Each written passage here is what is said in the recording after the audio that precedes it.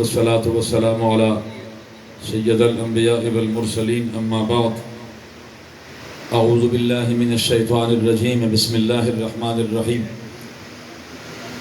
اہدنا الصراط المستقیم صدق اللہ مولانا العظیم اللہم صلی علی سیدنا محمد وعلی آل سیدنا و مولانا محمد مبارک وسلم الصلاة والسلام علیکہ سیدی یا رسول اللہ وعلی آلکہ و اصحابک سیدی یا شفیع المذنبین۔ اگر آپ بھی شفقت فرما لیں اور درود پاک کا نذرانہ بحضور سرور کائنات علیہ السلام پیش فرمائیے تاکہ مرحومہ مغفورہ کے درجات میں مزید بلندی ہو جائے۔ اللہم صلی علی سیدنا محمد وعلی آل سیدنا و مولانا محمد مبارک وسلم۔ احباب جی وقار، وقت خاصا ہو چکا ہے، وقت کی قلت ہے۔ حضرت علامہ مولانا شبیر احمد طاہر صاحب نے تمام علماء کرام کے نام لے لیے ہیں اور سادات کرام حضرت علامہ پیر سید لقمان علی شاہ صاحب صدارت فرما رہے ہیں، جلوگر ہیں۔ دور و نزدیک سے تشریف لائے ہوئے تمام مہمانان گرامی کی آمد کو رب ذوالجلال محترم تنویر صاحب اور محترم سعید صاحب اور محترم شکیل بھائی کی والدہ مامتہ محترمہ کے درجات کے لیے، بلندی کے لیے اس دعائی تقریب میں آپ شریک ہیں۔ رب تعالیٰ کریم آپ سب کی آمد کو مرحومہ مغفورہ کے لیے درجات کی بلندی کا سبب بنائے۔ اللہ کریم مرحومہ کے صغیرہ کبیرہ گناہوں کو معاف فرمائے۔ احباب ذی وقار، میں بلا کسی تاخیر کے اپنے موضوع کی طرف آنا چاہتا ہوں، مگر گفتگو شروع کرنے سے پہلے ایک گزارش کروں گا آپ سے، معذرت کے ساتھ۔ یہ گپ شپ ذرا تھوڑی دیر کے لیے روک دے، خدا کا واسطہ، یہ گپ شپ تھوڑی دیر کے لیے روک دو۔ یہ محفل ہے، یہ کوئی میلہ نہیں ہے، میلے میں کوئی آتا ہے کوئی جاتا ہے کوئی دوڑ لگا، یہ محفل ہے۔ محفل کے کچھ آداب ہے۔ نبی کریم علیہ السلام کا فرمان مبارک ہے کہ یہ دین کی محفل ہے، الدین کلہ ادب، دین سارے کا سارا ادب ہے۔ اگر آپ سن نہیں سکتے تو کم از کم گپ نہ لگائیں، یہ کونیا بھی نہ مارا کرے ایک دوسرے کو، تمیز سے سن لے، محبت سے سن لے۔ یہ آپ کی اور میرے نبی کی بات ہے۔ بندے کو نہ دیکھو کون کھڑا ہے کون ہے، بات یہ دیکھو بات کس کی ہو رہی ہے۔ نبی پاک دیکھو نا، اہل عرب کا آج بھی آپ تاریخ پڑھ کر دیکھ لیں، جب بھی مسلمان کوئی خاموش نہ ہوتے تو آپ خاموش، آپ خاموش، آپ خاموش، تو کوئی بھی خاموش نہ ہوتا تو ایک مسلمان کھڑا ہو جاتا، وہ کہتا قال رسول اللہ صلی اللہ علیہ وسلم۔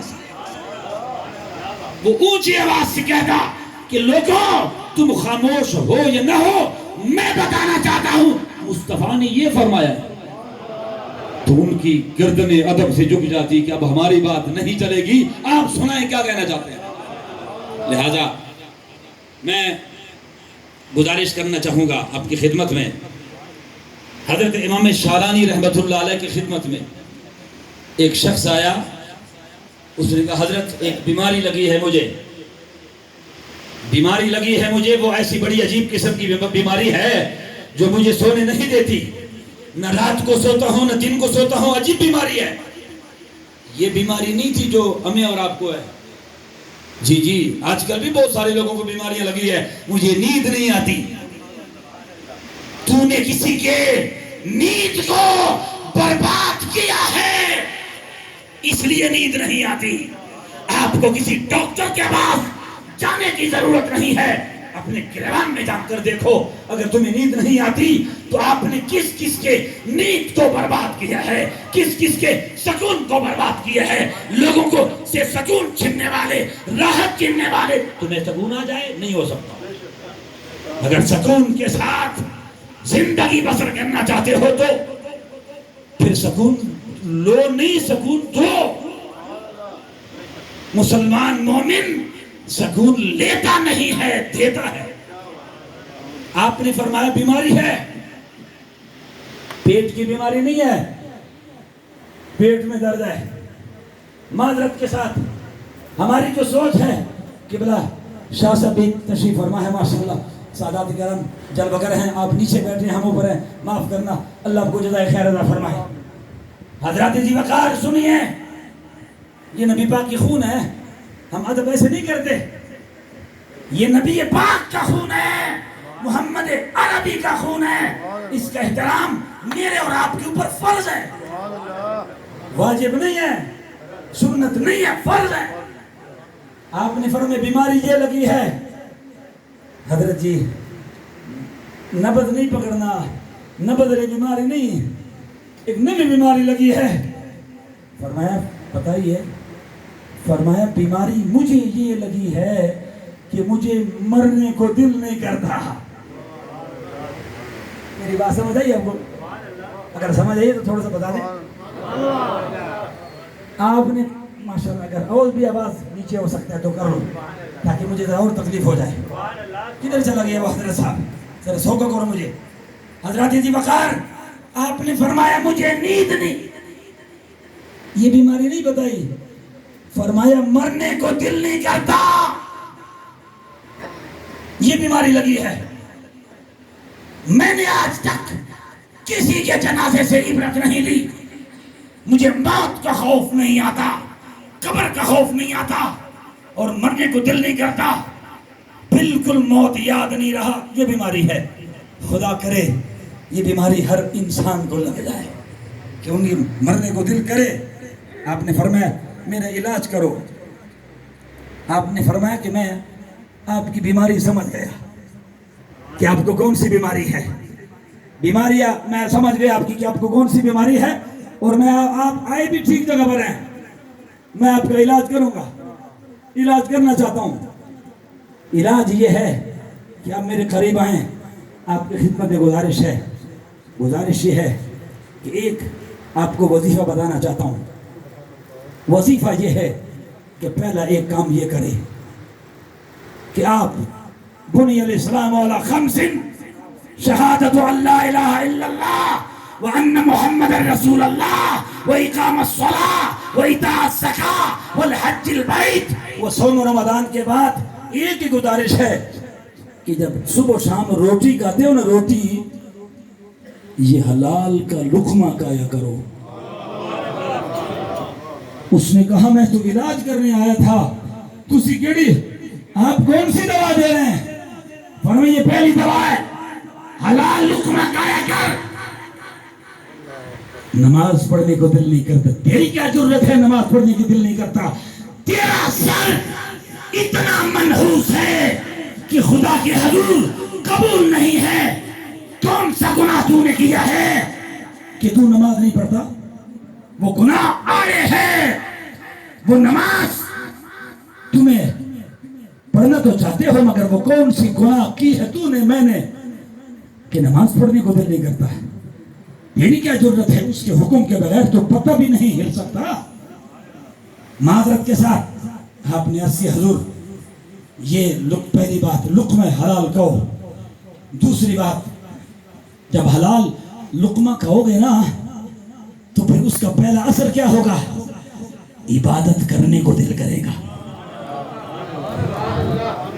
حلال لقمہ کہو گے نا تو پھر عبادت کرنے کو دل کرے گا، پھر تلاوت کرو گے، تلاوت کرنے کو بھی دل کرے گا، پھر کسی کو مصیبت نہیں سمجھو گے، عبادت کرنے کو دل کرے گا۔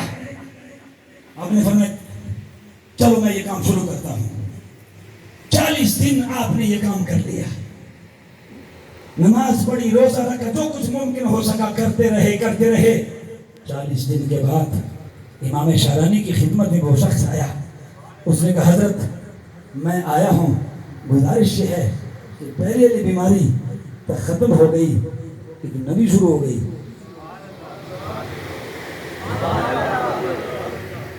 جس بیماری کے حل کرنے کے لیے پروفیسر صاحب پہلے آیا تھا وہ بیماری ختم ہو گئی ہے، اب نئی بیماری شروع ہو گئی ہے۔ اس نے کہا وہ کیسے؟ عرض کرنے لگے حضور پہلے مرنے کو دل نہیں کرتا تھا، اب جینے کو دل نہیں کرتا، مگر مجھے اس بات کا جواب دے دیں کہ پہلے مرنے کو دل کیوں نہیں کر رہا تھا، اب مرنے کو دل کیوں کرتا ہے؟ جب تک اس کا جواب نہیں دو گے مجھے اگلا سبق نہیں دینا۔ آپ نے فرمایا کہ گزارش یہ ہے کہ پہلے آپ کو مرنے کو دل اس لیے نہیں کر رہا تھا، مثلا معذرت کے ساتھ راجہ بازار میں آپ کی کوئی پراپرٹی موجود نہ ہو، راجہ بازار میں آپ کا کوئی دکان ہو، پراپرٹی ہو، بزنس ہو، فیکٹری ہو، تو پھر آتے جاتے کبھی کبھی صدر جانے سے پہلے دل کرتا ہے کہ کبھی کبھی اپنی پراپرٹی دیکھ لیں۔ اگر آپ کی پراپرٹی ایک جگہ پر موجود نہیں ہے تو پھر وہاں پر جانے کو دل بھی نہیں کرتا۔ ارے تیرے لیے پہلے اس جہان میں نہ تلاوت کی لذت تھی، نہ قرآن کی تلاوت تھی، نہ حج تھا، نہ زکوٰۃ تھا، نہ حلال کا لقمہ تھا۔ تیرے پلے تو تھا ہی کچھ نہیں، تو تیرے وہاں تھا ہی کچھ نہیں، تو وہاں جانے کو کب دل کرے؟ اب وہاں پر تو نے تلاوت بھی بھیج دی، وہاں پر تو نے حج بھی بھیج دیا، وہاں پر ریاضت ہے، بندگی ہے، تسبیحات ہے، اور یہ لذت کس وجہ سے ہے کہ تو نے پہلا کام یہ کیا کہ تو نے لقمہ حلال کھانا شروع کر دیا۔ ارے حلال کے لقمے میں طاقت ہے، قوت ہے۔ آپ کو اولاد سے ادب کی بھیک نہیں مانگنی پڑتی، اولاد کو حلال کا لقمہ کھلاؤ۔ حلال کے لقمے میں یہ تاثیر ہے کہ پھر وہ تمہیں اس سے ادب کی بھی نہیں مانگنی پڑتی۔ حلال لقموں کی طاقت کو سمجھو۔ آج لوگ تلاوت کرتے ہیں، لذت نہیں ہوتی، ہم سجدے کرتے ہیں، لذت نہیں ہے، تلاوت ہے۔ اگر تلاوت میں لذت چاہتے ہو، قرآن کی تلاوت میں لذت چاہتے ہو، روزے میں لذت چاہتے ہو، حج میں لذت چاہتے ہو، فخر نہ کرو۔ طرح طرح حج کرنے والے، بیوی عمرے ادا کرنے والے، اس پہ فخر نہ کر۔ میں بڑا خوش نصیب ہوں، اس میں کوئی شک نہیں۔ مدینہ طیبہ اور مکہ پاک کی حاضری سے بڑی تو کوئی حاضری نہیں ہے، مگر یاد رکھنا، آپ عمل کر کے چھپانا چاہتے ہیں یا سوشل میڈیا پہ دینا چاہتے ہیں؟ عزت اور غیرت تو میرے اندر اتنی ہے کہ گھی کا ڈبہ جب کسی کو دینا چاہتا ہوں، وہ ماں، وہ بیٹی، وہ غیرت مند بیٹی، وہ عزت مآب بیٹی کہ جس کا دوپٹہ بھی کسی نے نہیں دیکھا، میں آٹے کا ٹیلا اس کو دیتا ہوں اور اس کا چہرہ سوشل میڈیا پہ سارے جہان کو دکھاتا ہوں۔ مجھے بتایا جائے، خدا نے جب تجھے دیا تھا، کسی کو تو کانوں خبر نہیں تھی، اس نے تو ابر کرم برسایا، تجھے اتنا دیا کہ تجھے سب سے سنبھالا بھی نہیں جاتا۔ معذرت کے ساتھ یاد رکھنا، آپ کی خدمت میں گزارش ہے، مسلمان مومن جب مرتا ہے آخری بات وہ 3 حسرتیں اور 3 درد لے کے جاتا ہے۔ وہ کون سے درد ہے؟ وہ یہ ہے، ابھی کچھ لمحے اور بھی ہوتا، کچھ اور کما لیتا، کسی کا جیب اور بھی کاٹ لیتا، کسی کو ذرا اور بھی ذلیل کر لیتا، 2-4 ٹکے اور بھی کما لیتا۔ حضور نے فرمایا یہ درد وہ لے کے دنیا سے رخصت ہو رہا ہوتا ہے۔ دوسری بات وہ کہتا ہے کمایا میں نے ہے اور کھائیں گے کوئی اور، کمایا میں نے ہے، حرام میں نے کھایا ہے، یتیموں کا مال، غریبوں کا مال، بیواؤں کا مال پر ڈاکہ میں نے ڈالا ہے، اور کھائیں گے اب کوئی اور۔ یہ دوسرا درد، مگر وقت ختم ہے، جیسے اب میرے پاس ختم ہے، میرے پاس بھی وقت ہے، ختم ہے۔ تیسرا درد یہ ہے کمایا توڑا۔ دوسری بات کمایا توڑا، دوسری بات کمایا میں نے، کھائیں گے اور، تیسری بات اپنے سونے رب کو منہ کیا دکھاؤں گا، اپنے اللہ کو کیا جواب دوں گا؟ پوچھ کچھ تو مجھ سے ہے، اولاد کی جولیاں میں نے بھری ہے تو اس کا حساب بھی میں نے دینا ہے۔ حضرت ذی وقار میں آپ گزارش کرنا چاہتا ہوں، اللہ کریم تنویر صاحب کی والدہ محترمہ کی مغفرت فرمائے، اللہ ان کے درجات کو بلند فرمائے، اللہ کروٹ کروٹ ان کو جنت نصیب فرمائے۔ بہت شکریہ، السلام علیکم ورحمۃ اللہ۔